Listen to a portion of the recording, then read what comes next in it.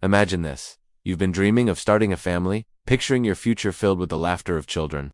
But when the time comes, you're faced with heartbreaking news in fertility. The doctors talk about blocked fallopian tubes, about internal scarring that's making conception impossible.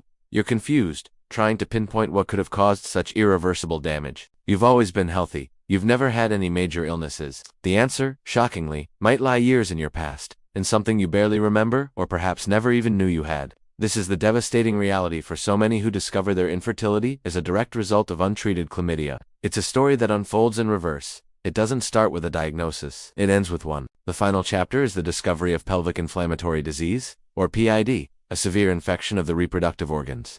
This is what causes the scarring, the blockages, the permanent damage to the very pathways an egg needs to travel. But where did the PID come from? We trace it back further, to an infection that was quietly spreading upwards. From the cervix into the uterus and fallopian tubes, this upward march is the work of Chlamydia bacteria, and this is where the story becomes truly insidious. The initial Chlamydia infection, the one that started it all, was likely silent. For the vast majority of women, and many men, Chlamydia shows no symptoms, no pain, no discharge, no reason to even suspect something is wrong. You might think, well, even if I had symptoms, they went away on their own.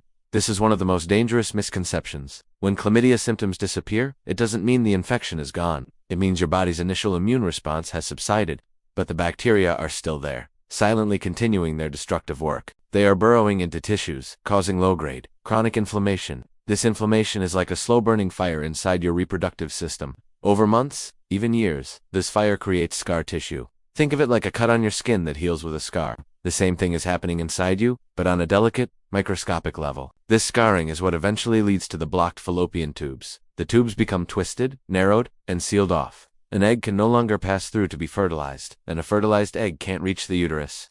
The path to pregnancy is physically obstructed. For men, while less common, untreated chlamydia can lead to inflammation of the epididymis, the tube that carries sperm, potentially causing pain and, in rare cases, affecting fertility. The tragedy here is that all of this is completely preventable. The damage isn't caused by a bug, it's caused by silence and time. The bacteria themselves are easily eliminated with a simple course of antibiotics. The problem is that you can't treat what you don't know you have.